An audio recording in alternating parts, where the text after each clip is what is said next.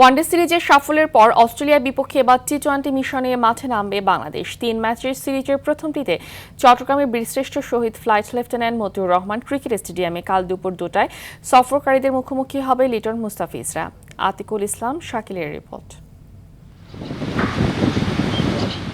One day সিরিজে অস্ট্রেলিয়াকে 2-1 ব্যবধানে হারিয়ে আত্মবিশ্বাস তুঙ্গে টাইগারদের। ব্যাটিং, বোলিং এবং ফিল্ডিং 3 বিভাগেই ধারাবাহিক পারফরমেন্স দেখিয়েছে স্বাগতিকরা।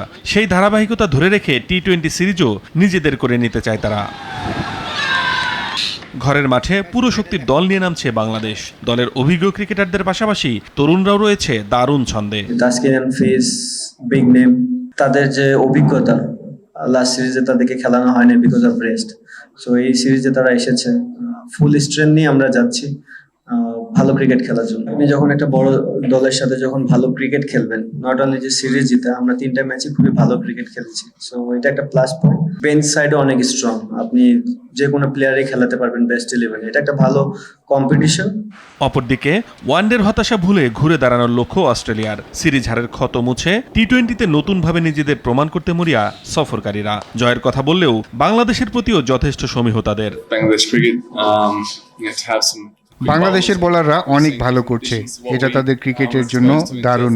বাংলাদেশকে হারানো কঠিন হবে, তবে আমাদের দলে অনেক পরিবর্তন আছে। অভিজ্ঞ ক্রিকেটারদের অনেকেই দলে ফিরেছে। তরুণ ক্রিকেটাররাও আছে যারা বাংলাদেশের বিপক্ষে চ্যালেঞ্জ নিতে প্রস্তুত। ভালো ক্রিকেট খেলে আমরা সিরিজ জয়ের আশাই করছি।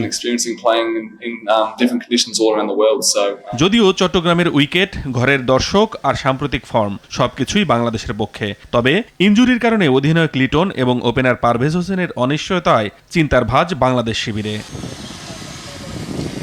আতিকুল ইসলাম শাকিল, RTV।